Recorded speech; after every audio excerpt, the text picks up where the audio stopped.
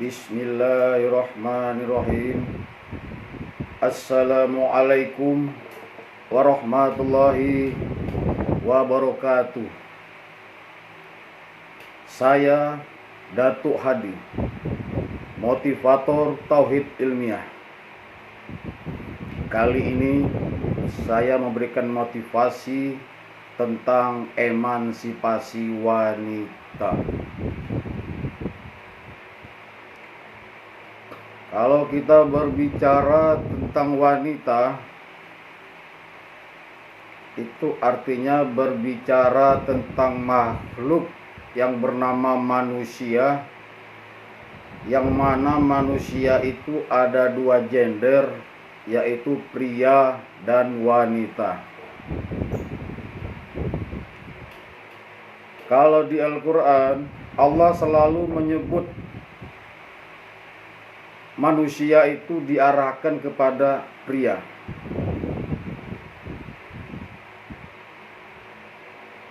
Kalau menyebut wanita, langsung wanita. Sekalipun kata manusia itu juga berlaku untuk wanita.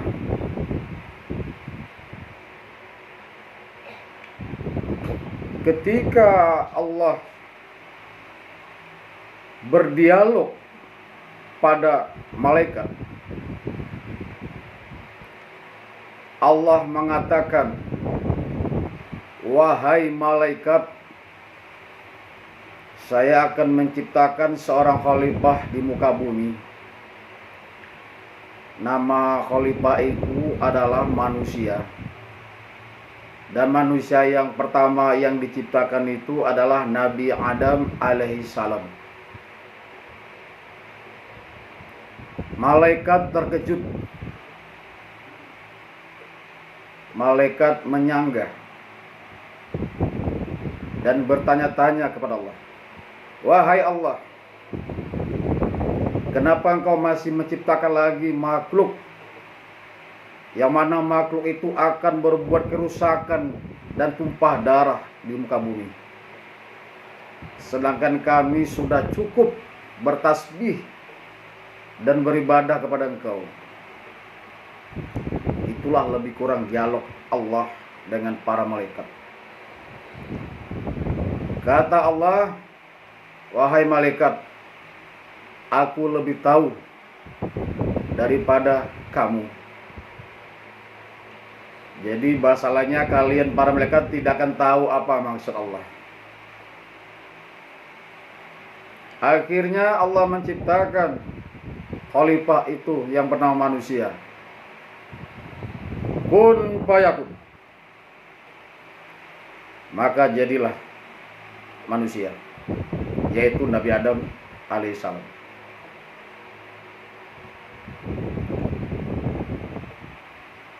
Dari segumpal tanah.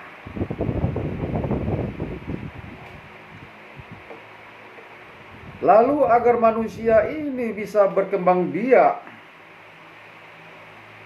dan bertambah banyak serta mampu menjadi khalifah mengolah alam semesta, maka diciptakanlah yang namanya wanita, yaitu pasangan Nabi Adam alaihissalam, bernama Bunda Siti Hawa.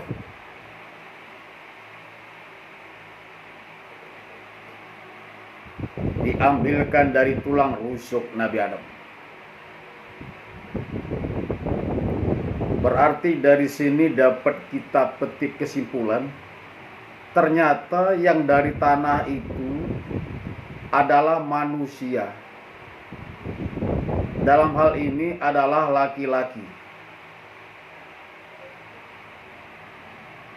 Dan wanita bukan manusia, tetapi pelengkap manusia, pendamping. Dan bahan bakunya pun bukan dari tanah, tapi dari tulang rusuk. Dalam hal ini sudah pasti berbeda bahan baku, sudah pasti berbeda hakikat, sudah pasti berbeda fungsi.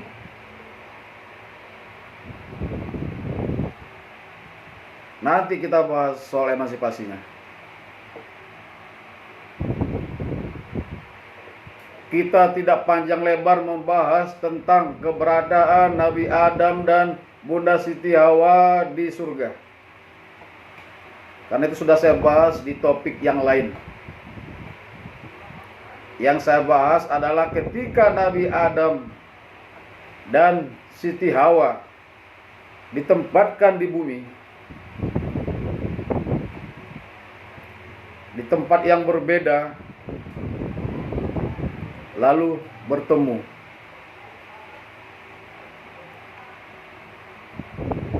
Di Jabal Rahmah, perbatasan antara Timur Tengah dengan India.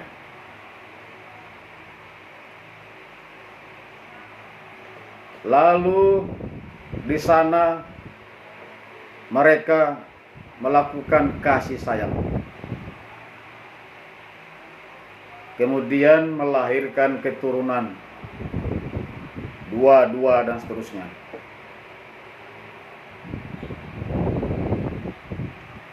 Dari sini pun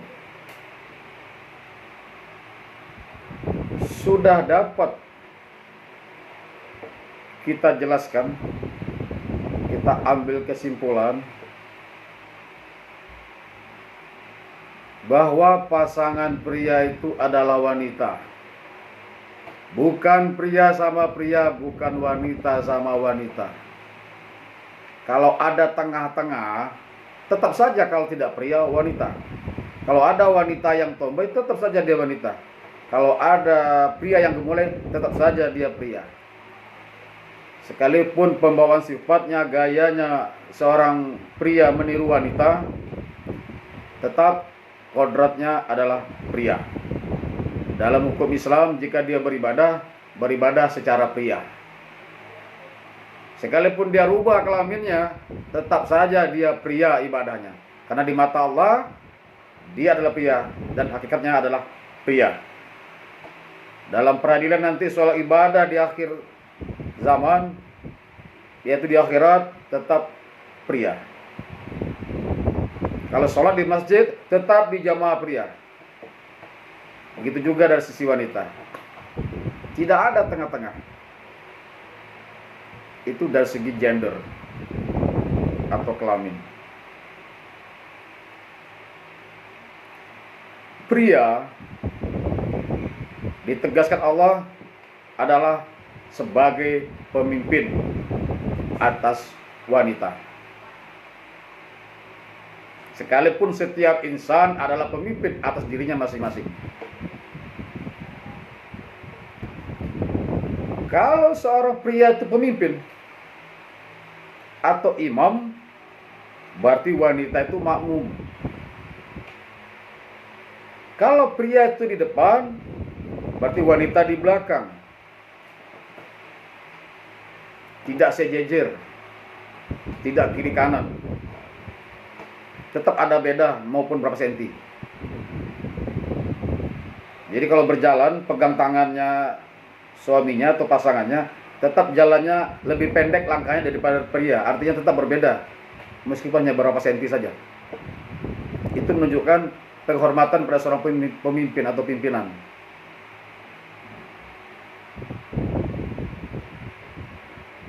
Jadi tidak ada di sini penyetaraan gender.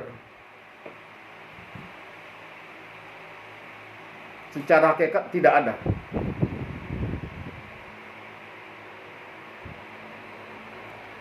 Dan selain pemimpin, pria ini diberi kekuatan fisik, tentu berbeda dengan fisik wanita. Itu juga tidak bisa disamakan. Sekalipun wanita belajar fitness, belajar binaraga, belajar kekuatan, tetap saja jika dia berhadapan dengan lelaki, kekuatannya di bawah laki-laki. Itu sudah takdir, qadar.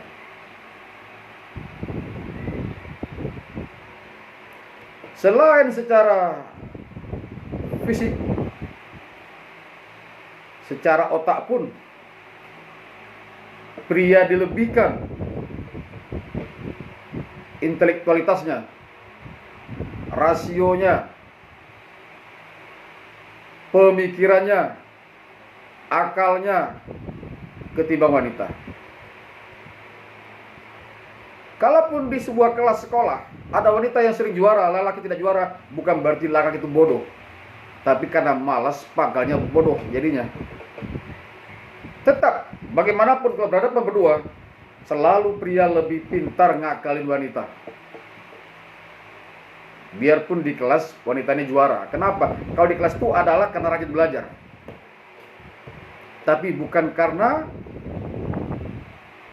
intelektualitasnya yang tinggi.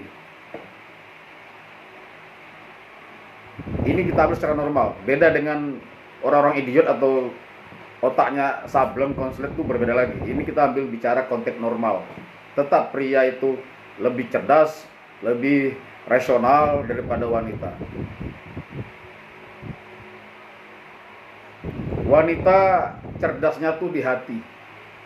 Banyakan bermain hati.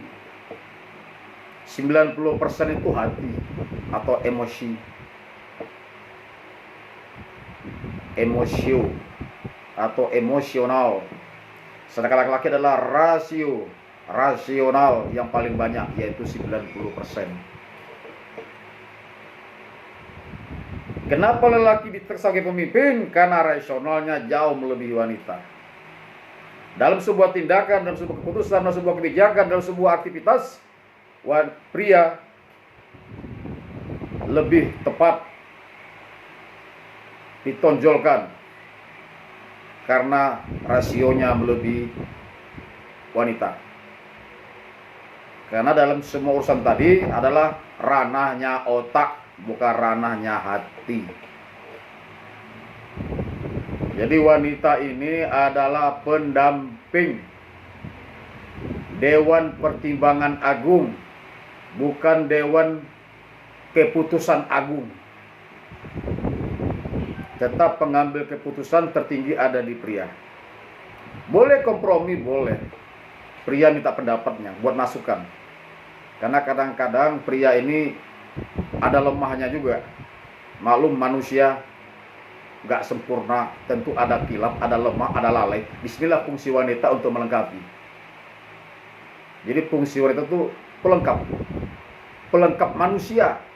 Manusia yang punya kekurangan, wanita ini melengkapinya, sehingga menjadi utuh.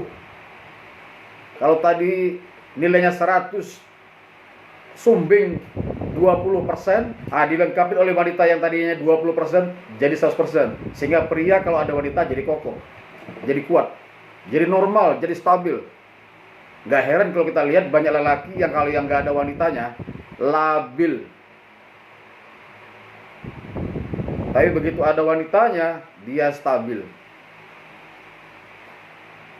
Tapi kalau wanitanya udah nggak lagi menarik, dia labil lagi. Nyari lagi yang bisa menstabilkan dirinya. Ya emang itu memang sudah fitrahnya pria. Karena pria itu juga punya kelemahan, yaitu gampang bosan. Wanita juga gampang bosan, cuman tingkat kebosanan pria jauh lebih besar daripada wanita. Pria potensi bosannya bisa mencapai 90%, sedangkan wanita hanya sampai mentok 50%, lebih kurang. Sehingga nggak heran kalau pria lebih berpotensi untuk selingkuh daripada wanita.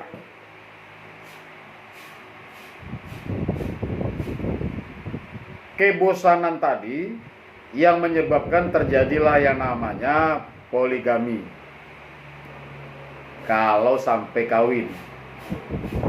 Kalau nggak sampai kawin hanya sebatas selingkuh, hiburan.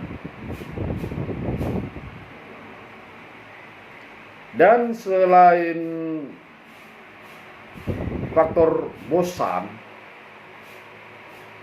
pria ini juga dikenal makhluk yang perkasa. Artinya dia bisa bercocok tanam di mana-mana. Tanam sana, tanam sini. Karena kata Allah, pria itu ibarat petani. Sehingga nggak heran kalau banyak lahannya, banyak tanahnya, di mana-mana nanam. Sedangkan wanita itu adalah ibarat sawah ladang atau lahan pertanian. Hanya nerima yang ditanam oleh pria. Tidak bisa tanah mencari bibit, tapi bibit atau tanaman yang mencari tanah. Di mana dia mau tanamkan bibit itu. Maka gak heran dengan ini juga pria dibolehkan poligami karena keperkasaan tadi. Dan selain itu, tanah ini juga rawan bermasalah. Ada yang subur, unsur haranya tinggi, ada yang kurang, ada yang gersang, ada yang banyak lumpur, ada yang kering.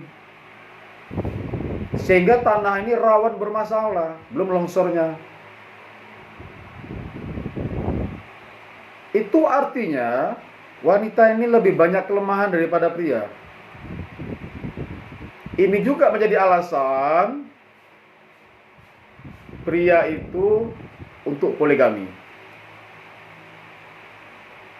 Karena faktor fitrah, faktor hakikat kodratnya pria.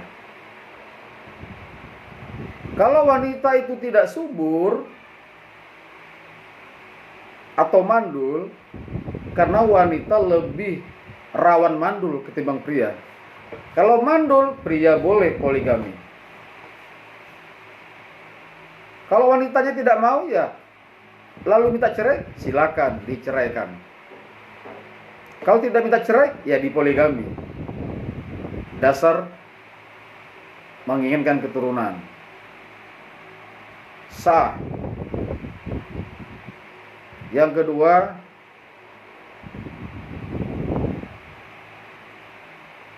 dasar sakit atau tadi tanahnya bermasalah, gersang, tetek bengek, punya penyakitan. Wanita lebih gampang sakit daripada pria. Karena fisik wanita ini lemah, antibodinya juga lemah. Karena gampang sakit, mempengaruhi keturunan, mempengaruhi kondisi kestabilan pria, maka poligami lagi. Yang ketiga, karena wanita ini tinggi emosionalnya, hatinya 90% ketimbang pria, maka rawan stres. Jadi wanita ini lebih gampang banyak gila, lebih gampang depresi daripada pria. Ini pula menyebabkan pria itu jadi berpoligami.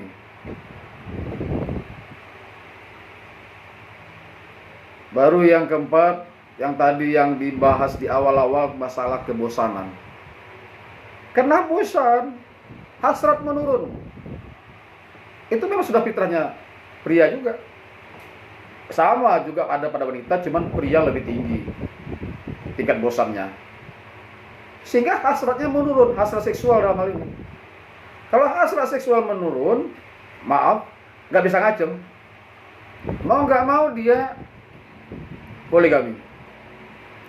Untuk apa? Untuk membangkitkan kembali hasratnya. Ketika hasratnya kembali, mungkin nanti istrinya bisa dipakai lagi. Mungkin nggak seintensif istri yang kedua atau yang kesekian.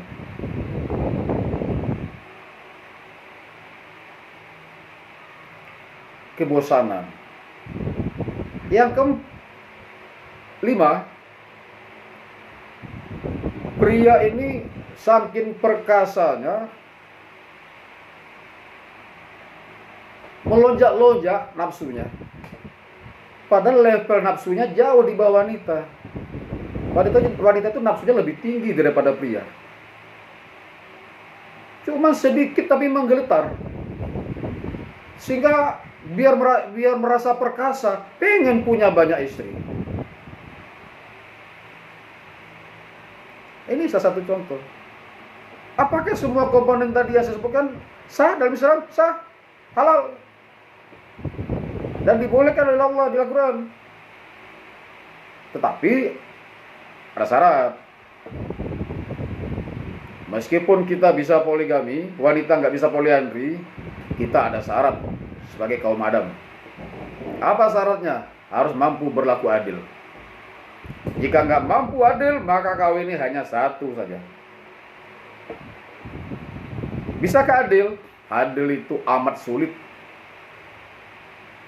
Makanya kalau mampu adil dikasih reward sampai 4. Sama kayak pemimpin yang adil, sulit jadi pemimpin yang adil. Tapi kalau mampu menjadi pemimpin yang adil, dikasih reward oleh Allah. Apa rewardnya? Bukan nambah istri, tetapi yang pertama memerawani surga. Jadi perawannya surga itu untuk pemimpin yang adil, amanah dan mulia. Tapi rewardnya untuk suami yang adil adalah nambah istri sampai 4. Meskipun adil itu sulit, bisakah? Bisa. Saya punya konsepnya, punya rumusnya. Sebenarnya letak adil itu ada di hati.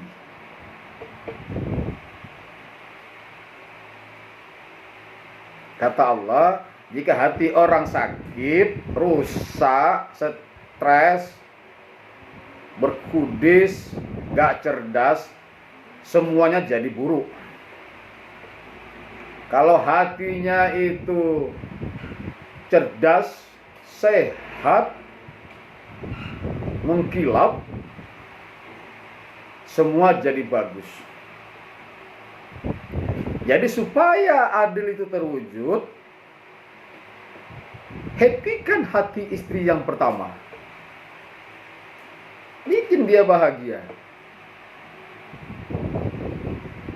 Kalau dia sudah merasa bahagia, hatinya jadi mulia, dia akan berkata, kebahagiaan suamiku adalah kebahagiaanku juga. Karena kalau kularang suamiku kawin lagi, dia akan stres. Kalau suamiku stres, imbasnya ke aku juga. Aku jadi kambing hitamnya abukan suamiku yang gampang stres. Lebih baik suamiku nikah lagi, nanti dia bahagia, kan pulang ke aku juga bahagia.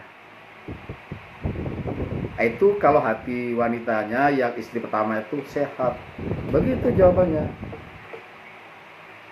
Toh lagian wanita ini bisa juga bikin syarat. Boleh kamu nikah lagi, Bang, tetapi jatah yang untuk aku selama ini nggak boleh berkurang. Jatah apa saja. Secara materi kamu kawin lagi. Kalau dulu gaji kamu 4 juta sama aku, kalau kamu kawin lagi, kamu harus cari lagi penghasilan buat istri yang kedua. Berarti gajinya harus jadi 8 juta. Jangan mengambil jatah istri pertama. Ini nanti akan merusak hati si istri yang pertama. Kalau bisa begitu kawin, jatah istri pertama bertambah, tambah seneng. Gak rusak lagi, gak bakal ribut, pasti adil.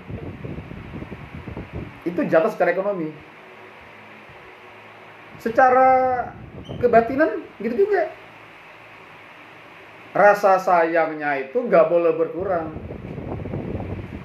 Karena dia telah memberikan reward kepada kita, ya kita hormati reward itu. Apa reward yang tadi kawin lagi, istri yang kedua? Kasih dia reward, makin sayangi. Sekalipun secara seksual berkurang gregetnya, tidak apa-apa, tapi kasih sayang tetap. Kalau perlu bukan sayangin. Kenapa? Berjasa besar terhadap suami. Begitu juga jatah dalam hal hasrat seksual. Kalau istri itu yang pertama jatahnya seminggu 3 kali, ya tetap 3 kali. Jangan dikurangi. Umpamanya gak ada seret, gak apa-apa, tetap pulang 3 kali seminggu berhubungan. Urusan gak seret gak ada masalah, tahan-tahan saja. Kalau masalah gak ngaceng, gampang, banyak cara untuk ngaceng. Banyak ahli-ahli yang pandai sekarang. Minum obat-obat apa, tapi jangan terlalu berlebihan. Kalau perlu yang alami saja. Makan, minum tanaman yang menimbulkan hasrat seksual. Tidak usah pil-pil yang mendongkrak, doping istilahnya. Jangan, itu banyak efeknya. Jadi tetap istri bahagia. Yang pertama itu. Kalau yang pertama itu bahagia, segala urusan jatah itu gak berkurang, justru bertambah. Pasti rasa adil itu dari sisi pertama itu udah didapati. Karena paling besar yang bikin gak adil, yang bikin kacau itu istri pertama. Nah, istri kedua tinggal dipoles. Yang kamu Boyo nyadari sebagai istri kedua. Jangan banyak tuntutan kayak istri pertama. Sudah syukur mbaknya mau ngabulin kita kawin lagi. Sekalipun nggak kabul pun nggak apa-apa dalam Islam. Tapi lebih mulia dikabulkan dulu. Sehingga adilnya terwujud. Karena kalau nggak kabul, adilnya nggak terwujud, kawinnya jadi dilarang. Kalau ada yang berkata haram ya haram, yang berkata makruh, tapi yang penting dilarang aja. Kawin hanya terus saja. Kalau mampu adil baru boleh dua. Nah, supaya bisa dua ya bikin adil ya bahagiakan istri pertama, istri kedua harus legowo. Sekalipun kurang-kurang dikit. Nah, kalau umpamanya dikasih lebih juga istri yang kedua, ya jangan terlalu kelihatan sama yang pertama, jangan norak. Itu dari segi fitrah seorang pria terhadap wanita. Bagaimana wanita ini dari sisi lain, dari sisi sosial? Wanita ini sebenarnya makhluk yang lebih dispesifikkan oleh Allah, dispesialkan, diistimewakan. Lihat aja. Di telapak kakinya wanita itu ada surga. Itu sebuah penghargaan, meskipun hanya sebuah istilah, tapi sebuah sanjungan untuk wanita.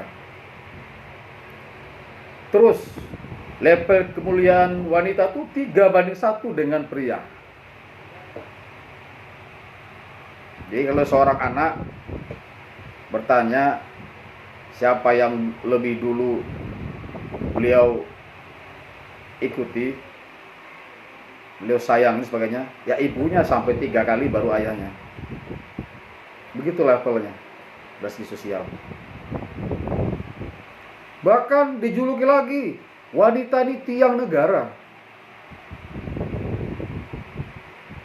Roboh wanita, roboh negaranya. Begitu pentingnya, begitu powernya wanita ini. Banyak kelebihan-kelebihan wanita. Bahkan di Al-Quran dispesifikkan ada surat perempuan, yaitu surat An-Nisa. Tidak ada surat Ar-Rijal, surat laki-laki. Luar biasa.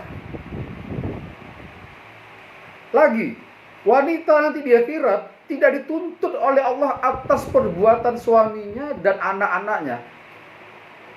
Aman, hanya mikirin diri sendiri. Tapi kalau seorang pria, dia nanti dituntut oleh Allah tentang istri dan anaknya waktu di dunia. 2 hal, yaitu masalah ekonomi, yang kedua masalah akidah atau agama. Kalau sepeninggal kita laki-laki, istri dan anaknya menjadi kafir, kita dituntut, ente dituntut di akhirat. Yang kedua, jika istri dan anak kita kelaparan, menderita sengsara sepeninggal kita, ente dituntut di akhirat. Aneh juga dituntut di akhirat. Enak ya jadi wanita itu. Banyak sebenarnya kelebihan wanita itu. Kalau kita naik bis kota, coba lihat itu, atau naik kereta api. Kalau ada wanita yang naik belakangan, laki-lakinya berdiri, lalu wanita suruh duduk. Enak jadi wanita. Apalagi di busway itu. Di depan gerbongnya wanita, belakang gerbongnya pria. Tapi kalau gerbong wanita udah penuh, wanitanya ke belakang, dapat duduk lagi. Enak. Terus di mana-mana wanita ini suka diduluin. Ada apa-apa diduluin sama orang. Bahkan dilirik, dipuji. Kalau ikut jadi kandidat pimpinan, katakanlah pilkada, ini orang milihnya kandidat yang wanita. Sehingga nggak heran sekarang paling banyak pemimpin itu wanita itu. Persentasenya naik terus itu. Eksekutif, legislatif, persentase wanita itu naik. Enak jadi wanita. Tapi herannya, meskipun wanita ini udah diberi enak, diberi kelebihan luar biasa disanjung, banyak protes. Padahal hanya soal segelintir. Apa protesnya? Itu auratnya sekujur tubuh, terutama muka, telapak tangan, protes. Kok laki-laki enak hanya dari perut hingga lutut? Protes. Yang kedua, perempuan harus pakai wali. Laki-laki nggak perlu wali. Kok enak laki-laki katanya? Protes. Yang ketiga, wanita ini kemana-mana pergi harus bersama muhrimnya. Kok laki-laki bebas? Gak ada fitnah di mana-mana. Protes lagi. Belum selesai prosesnya, masih banyak. Apalagi? Kalau soal warisan, kok hanya 1/3? Laki-laki 2/3. Protes. Kemudian kalau bercerai, ada masa iddah 40 hari, masa tunggu. Laki-laki cerai bisa langsung kawin. Kok enak laki-laki? Protes lagi.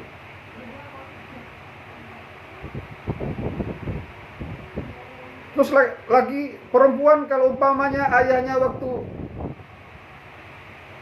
berhubungan dengan ibunya, tapi hamil duluan sebelum kawin, lalu lahir anak perempuan. Anak perempuan nggak bisa mendapatkan warisan dari ayah dan juga tidak bisa mendapatkan kewalian dalam perkawinan. Protes lagi. Banyak, termasuk wanita tidak bisa poliandri, sementara pria bisa poligami.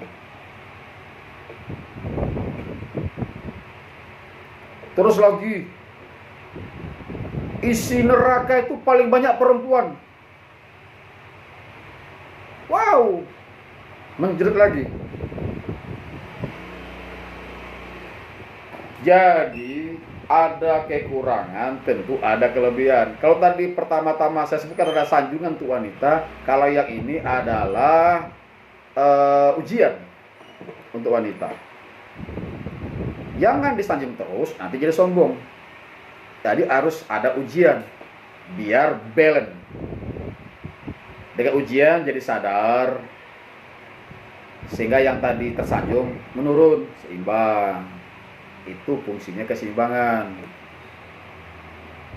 Kenapa? Karena wanita kalau selalu dibiarkan sanjung, besar kepala, melayang-layang, menjadi kurang ajar. Makanya perlu sesekali direm-rem, diseka-seka, biar turun. Tapi ketahuilah wahai kaum Hawa, semua ajaran Islam yang menyangkut wanita, yang tadi yang disebut ujiannya tadi, yang protes-protes tadi, itu semua Allah punya maksud, bukan sembarangan. Dan semua itu intinya adalah untuk keselamatan wanita, untuk keselamatan anda kaum Hawa. Contoh, jumlah wanita itu kan banyak di muka bumi ini.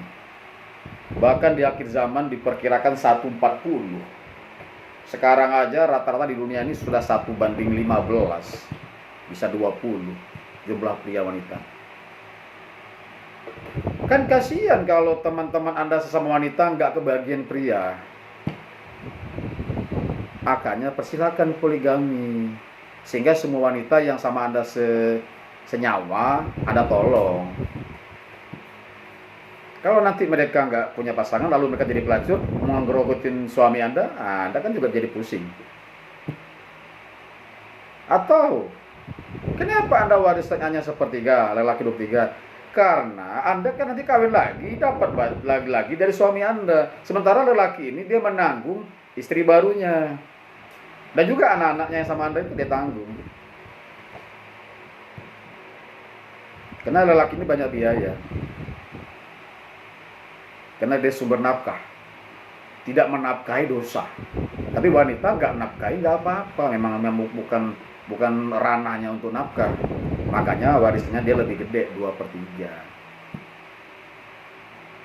Terus kalau Anda keluar nggak pakai muhrim, Anda kan wanita, ntar Anda diperkosa gimana? Terus timbul fitnah di mana-mana, dikiranya Anda anak cewek jalanan, kan fitnah. Kalau Anda punya muhrim, kan Anda selamat. Banyak tujuannya.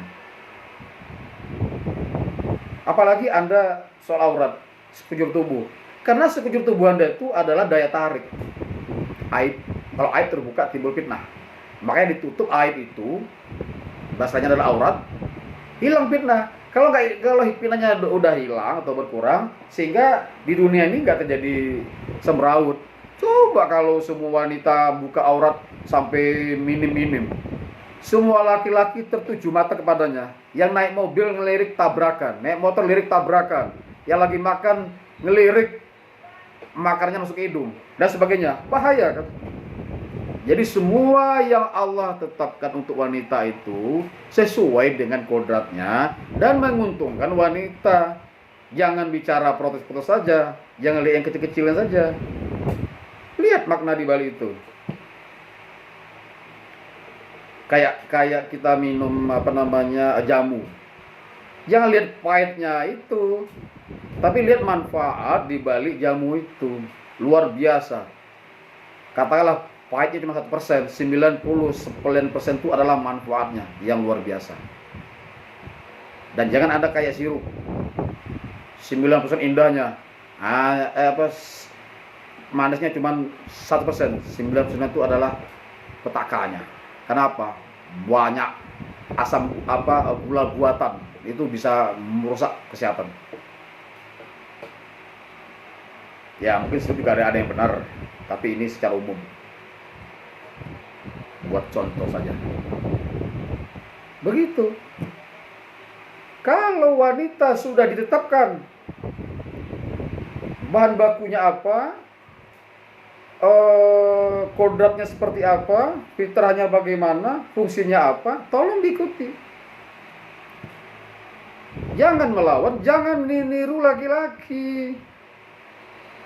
Bagaimanapun Anda kalau meniru pasti ada balanya. Karena bukan fitrah Anda.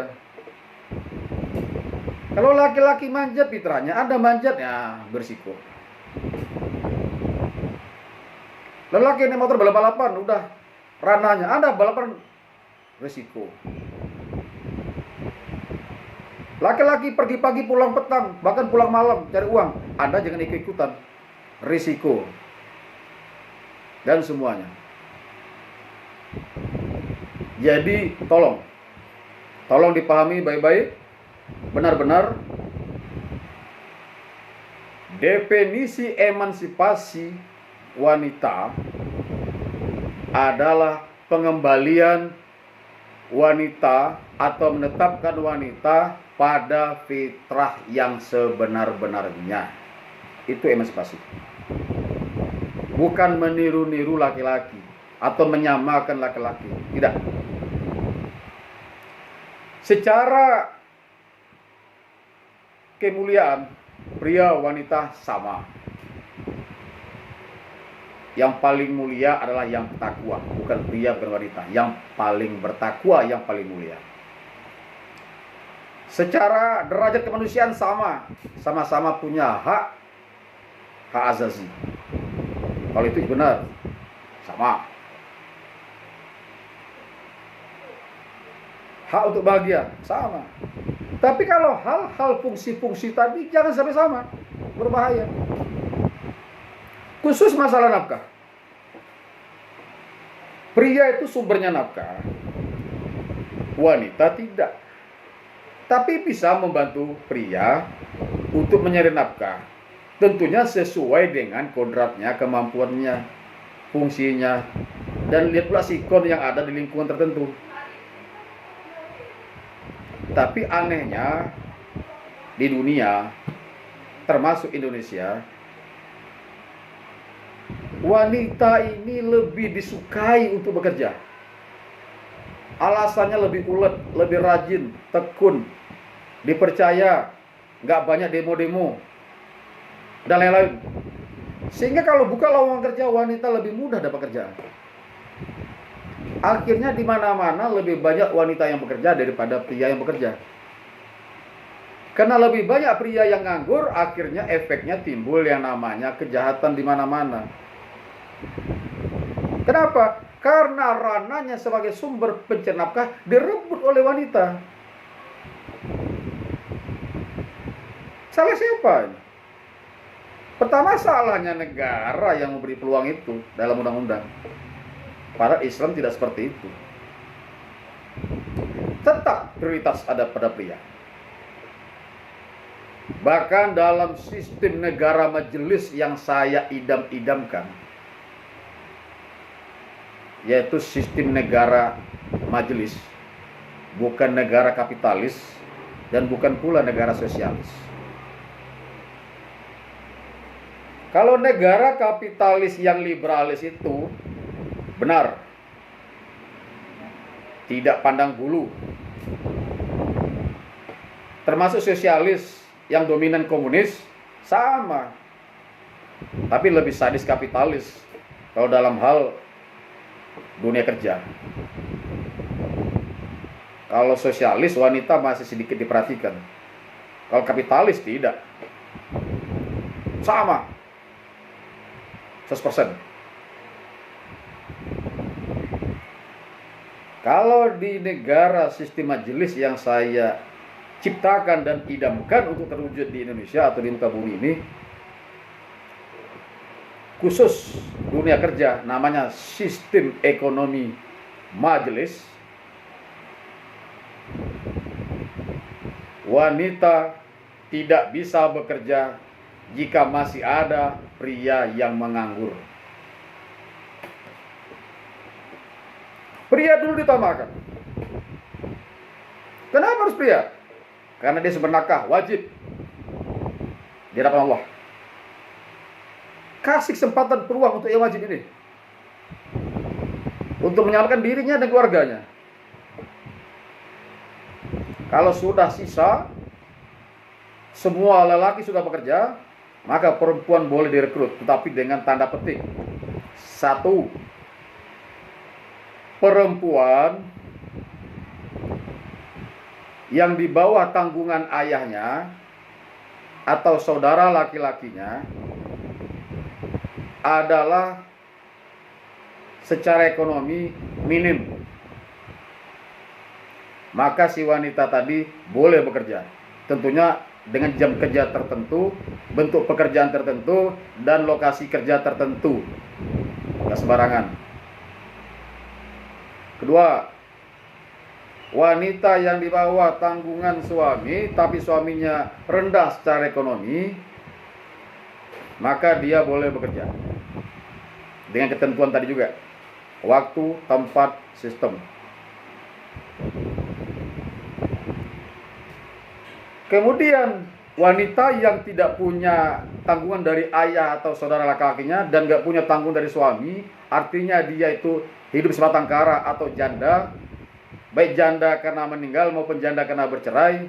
Karena bercerai juga sebenarnya juga banyak lelaki yang gak mengcover anaknya. Tapi di sistem majelis, lelaki yang tidak mengcover anaknya setelah bercerai karena hukuman berat, ke sanksi. Negara mengatur itu. Kalau selama ini di kapitalis, suami yang tidak memperhatikan anaknya terhadap mantan istrinya dibiarkan. Di sistem majelis tidak. Jadi istri yang tidak ada yang menanggung, dia menanggung anak-anaknya, dikasih kesempatan bekerja dengan ketentuan tadi juga. Lalu bagaimana kalau lapangan kerja sudah penuh dengan pria, tapi masih ada wanita yang masih kesulitan karena faktor-faktor tadi? Maka negara memberikan subsidi buat wanita ini. Sama besar subsidinya dengan gaji perempuan lain. Di atas UMR kalau bahasa sekarang. Begitu sistem majelis soal ekonomi. Karena kalau di kapitalis, seorang pria nganggur, dia punya 5 anak, istri nganggur. Ada sebuah keluarga lagi, suami bekerja, istri bekerja, anak cuma 2. Ini terjadi kesenjangan sosial. Kecemburuan ekonomi. Ini keluarga miskin bisa menggodain keluarga kaya ini. Bisa jadi maling, rampok, sebagainya. Kan tidak adil ini. Harta numpuk di 2 orang ini, pria wanita bekerja, ini kosong. Kasihan kan? Di mana rasa kemanusiaan kita? Kalau belajar Pancasila ya, jiwa kemanusiaan sila kedua ini di mana ini? Termasuk sila kelimanya, keadilan sosial seluruh Indonesia. Tidak ada ini dalam negara kapitalis. Indonesia ini memang Pancasila. Dan Pancasila itu nenek moyangnya adalah sosialis. Tetapi prakteknya kapitalis. Aneh. Ideologinya itu sosialis, aplikasinya kapitalis. Itulah Pancasila yang ada kita lihat sekarang. Jadi kalau macam begini model kebebasan tadi, ada keluarga yang miskin total, ada keluarga yang berada banget, senjang. Masih mending sosialis, ada margin, ada jarak. Pengaturan ekonomi. Tidak boleh bebas mutlak kayanya ini orang. Dan ini pula tidak boleh miskin mutlak. Nah, ini sistem sosialis komunis itu begini. Lain lagi yang komunis yang Marxis, Leninisme, Mussolini dan sebagainya. Tapi komunis yang normal aslinya seperti ini. Komunal, kelompok, mengutamakan kemanusiaan. Beda sama fitnah-fitnah yang ada selama ini, yang selalu memfitnahkan bahwa komunis itu jahat, bajingan, tidak bertuhan, pembunuh. Tidak, itu fitnah. Ideologi komunis asli tidak seperti itu. Itu masalah politik. Masalah politik yang sudah bercampur lalu mengkambing hitamkan ideologi. Kalau mau bicara sadis-sadisan, lebih sadis kapitalis daripada sosialis. Kapitalis ini lu gue. Kalau sosialis masih ada tenggang-tenggangan, tenggang rasa, tenggang rasio, tenggang semua. Masih saling bantu. Kapitalis gak bantu. Time is money. Semua dihitung dengan materi. Kalau sosialis dihitung dengan kemanusiaan. Namanya sosialis, sosial, kemanusiaannya tinggi. Saya tidak membahas spesifik soal PKI, karena itu masalah politik. Lalu menfitnah sebuah ideologi.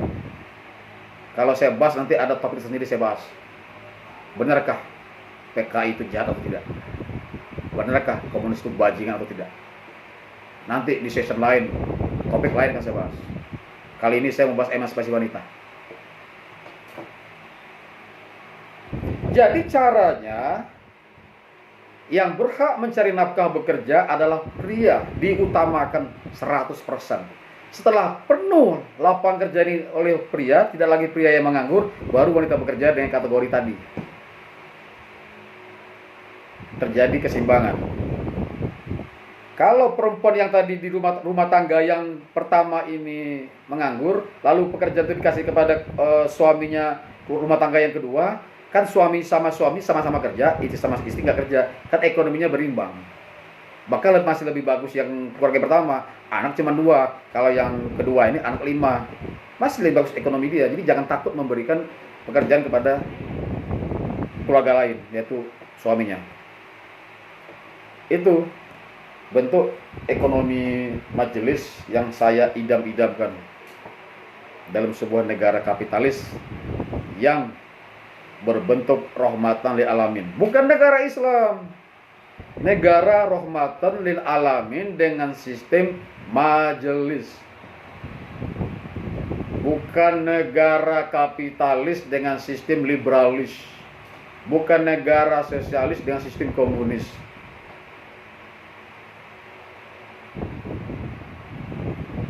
Nanti saya bahas di sesi berikutnya soal ketatanegaraan itu. Jadi, berbicara emansipasi wanita adalah mengembalikan atau menetapkan wanita itu pada posisi fitrah yang sebenarnya. Jika emansipasi wanita ini terwujud seperti yang sebenarnya, dunia ini aman, damai, tentram, gemah ripah lu jenewi kalau bahasa orang Jawanya. Bahkan tingkat kriminalitas menurun. Karena kejahatan atau kriminalitas itu berawal dari kebodohan. Kebodohan berawal dari kemiskinan. Kemiskinan berawal dari keserakahan orang lain. Kayak keluarga tadi, ada keluarga yang kaya serakah, keluarga yang miskin hancur. Lalu jadi habis miskin jadi bodoh, habis bodoh jadi jahat. Habis jahat hancur lebur semuanya. Jadi ekonomi majelis ini ekonomi yang menjamin kemakmuran umatnya. Menjamin kedamaian, persatuan. Begitu. Itu dari segi ekonomi. Dari segi politik juga begitu. Kalau wanita itu bukan ranahnya sebagai pemimpin, tapi makmum, janganlah jadi pemimpin. Masih banyak pria-pria yang masih sehat, kuat, cerdas. Wanita jadi pendamping saja. Tak usah neko-neko aneh-aneh. Ambisi, jangan. Karena wanita itu kalau udah terjun ke politik, kita boleh lihat fakta di Indonesia. Begitu dibuka keran politik bagi wanita 30% wajib menjadi caleg. Kemudian 30% wajib duduk di Senayan. Nah, ini berbahaya. Oke saja. Kalau tadinya jumlah laki-laki banyak yang masuk penjara, sekarang jumlah wanita yang jadi pejabat masuk penjara itu luar biasa banyaknya. Kenapa? Karena wanita ini kan tinggi emosionalnya, rendah rasionalnya. Orang yang rendah rasionalnya gampang dibohongi, gampang dikerjain, sehingga ditipu-tipu sama pengusaha-pengusaha, sama bisnismen dan lain-lain, termasuk juga oleh suaminya, atau kalau gak suami sama pacarnya, akhirnya terpengaruh. Terjadilah yang namanya KKN. Bisa korupsi atau maling, bisa markup, bisa dapat hadiah, bisa suapan, bisa kong kali kong dari segi kebijakan, macam-macam. Makanya yang tidak ranahnya jangan dipaksakan. Bukan berarti perempuan itu bodoh, tidak. Perempuan tetap banyak yang pintar. Sekolah boleh asal agar pintar. Tetapi tetap sepintar-pintar wanita, kemampuan rasionalnya jauh di bawah emosionalnya. Karena pintarnya wanita itu adalah pintar dalam hal pandai bahasa lainnya, yaitu banyak belajar. Belajar, rajin, pangkal pandai. Nah, tapi bukan levelnya pintar. Pintar itu analisa, ketajaman berpikir, rasionalitasnya tinggi. Kalau cerdas bisa, wanita juga bisa cerdas, karena tergantung bahan bakunya, gizinya. Jadi rasional itu lebih kepada analisa. Makanya di mana-mana nggak heran banyak wanita jadi korban pria, karena gampang ditipu. Pria jadi korban wanita nggak banyak sebenarnya, cuman kadang-kadang pria ini lalai sehingga jadi korban, tapi nggak sebanyak wanita jadi korban. Pria jadi korban ini biasanya diiming-iming dengan seksualitas. Sehingga gak heran kalau rata-rata pemimpin itu jatuh karena wanita, diiming-iming seksualitas. Kenapa kok takluk pria dengan wanita dalam hal sosial, dalam hal seksualitas? Karena kalau kita petik dari sejarah Nabi Adam dan Siti Hawa di surga, itu bisa terlihat.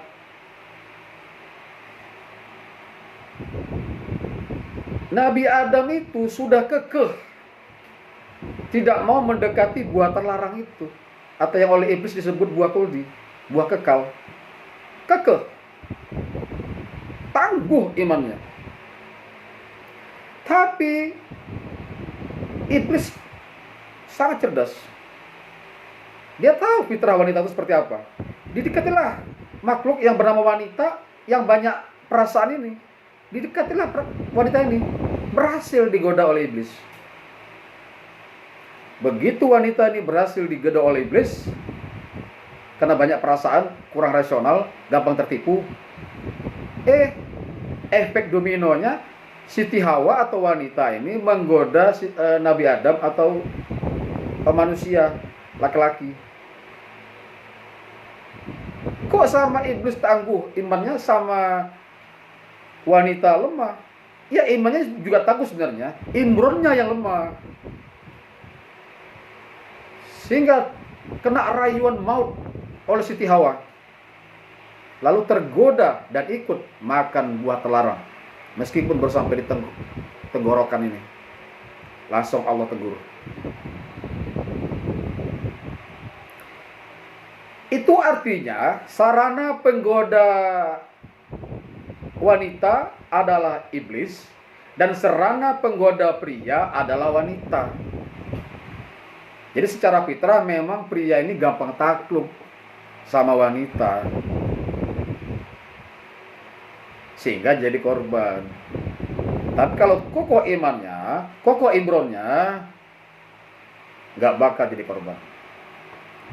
Makanya lelaki kalau sudah menikah, dikuras imronnya di rumah, baru keluar, sehingga gak gampang digoda oleh wanita lain.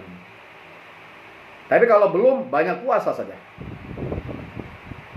Kayak saya banyak puasa, atau banyak aktivitas olahraga,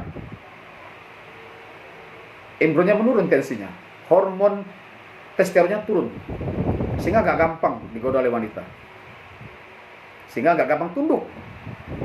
Bahkan di Al-Quran Allah pertegaskan, bukan hanya kita tarik kesimpulan dari peristiwa Nabi Adam, tetapi di Al-Quran pun dijelaskan, wahai laki-laki, hati-hati terhadap perempuan, karena kebanyakan mereka itu menggodamu dan membawamu ke neraka.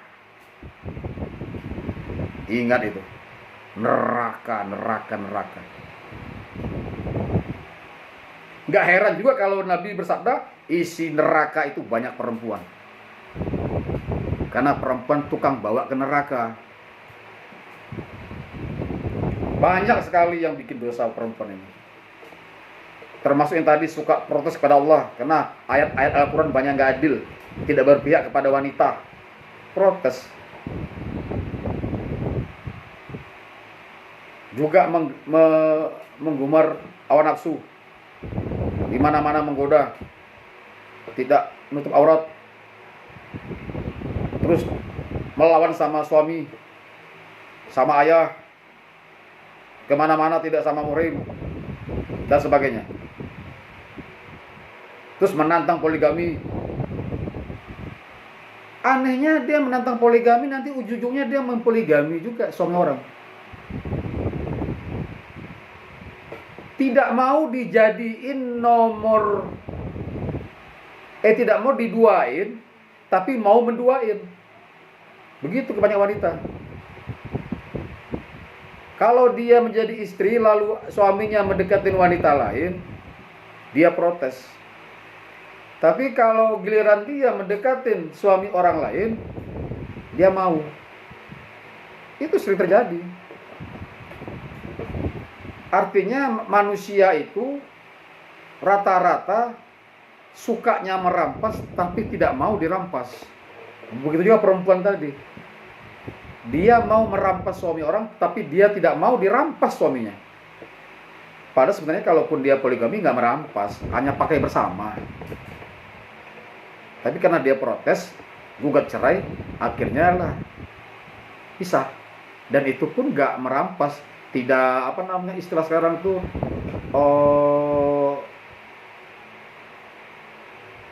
pencuri suami,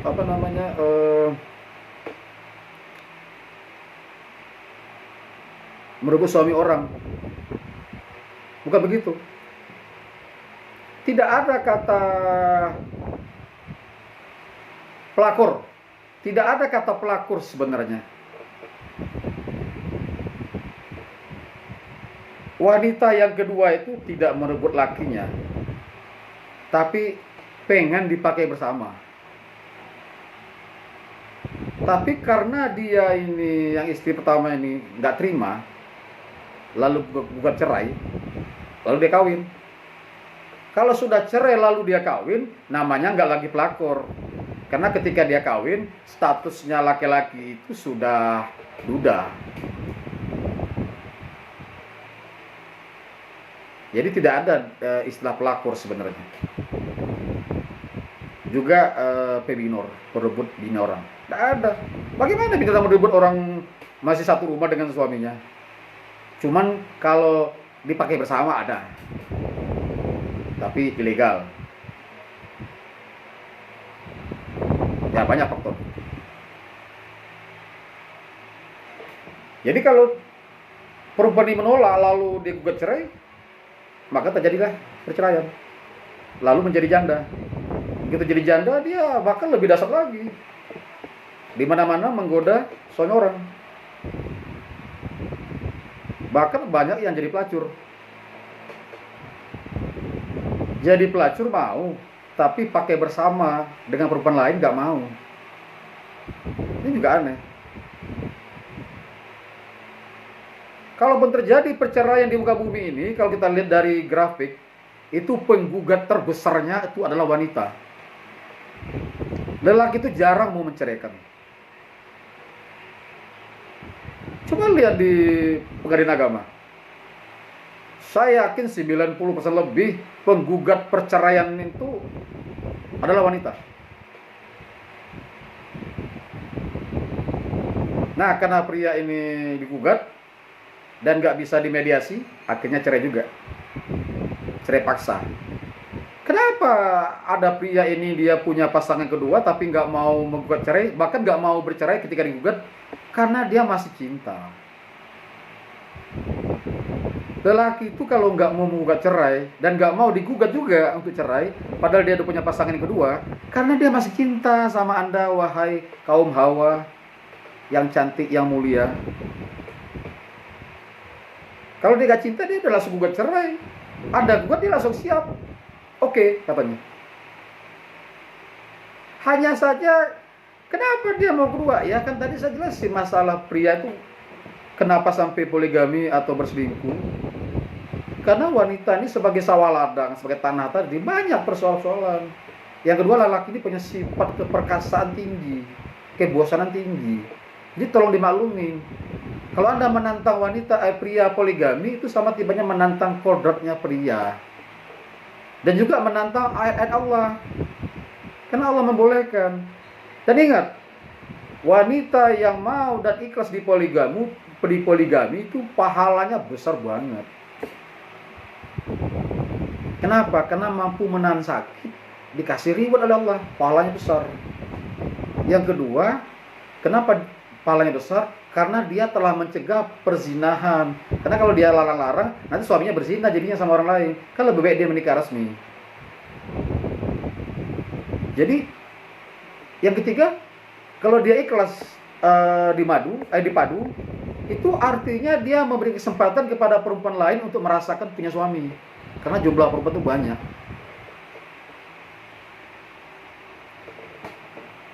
Yang benar itu dipadu, bukan dimadu. Dimadu itu dikasih madu yang dari lebah itu. Yang penting itu dipadu. Dipadu itu digabung. Asal katanya padu, dipadu, digabung. Ya, digabung, dipadu. Kalau kita bikin makanan adonan, dipadu tepung sama air sama apa, dipadu. Jadi kalau ada wanita dipoligami oleh pria, itu namanya dipadu, bukan dimadu. Cuman dalam bahasa Indonesia awalan P, kalau dikasih kata dasar P, kalau dikasih awalan me, P-nya jadi M, memadu. Gak ada mepadu, memadu. Karena gara-gara memadu, begitu infonya diganti ke di, kebiasaan orang Indonesia jadi dimadu. Padahal kata madu itu kalau kasih awalan me, kalau dikasih awalan di, dipadu. Kalau dikasih awalan awalan sisipan em, padu, dikasih sisipan em, jadi pemadu. Itu laki-lakinya, itu pemadu. Lelakinya pemadu,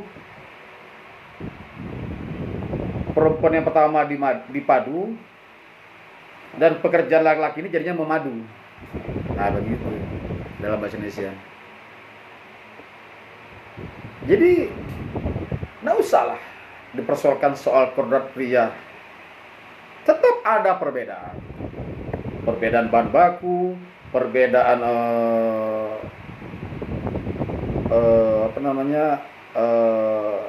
derajat secara level kepemimpinan ya, bukan secara hak. Kemudian perbedaan kodrat, fisiknya yang kuat, otaknya yang kuat, dan segalanya. Jadi demikian sedikit yang dapat saya sampaikan soal emansipasi wanita dari berbagai hal ya. Kalau ada yang kurang mungkin nanti di session lain bisa saya sambung, karena banyak sebenarnya pembahasan tentang emansipasi wanita ini. Kalau tadi sudah saya bahas secara politik, secara ekonomi, secara psikologi, dan banyak hal-hal lain. Terima kasih. Billahi taufiq wal hidayah. Wassalamualaikum warahmatullahi wabarakatuh. Salam tauhid.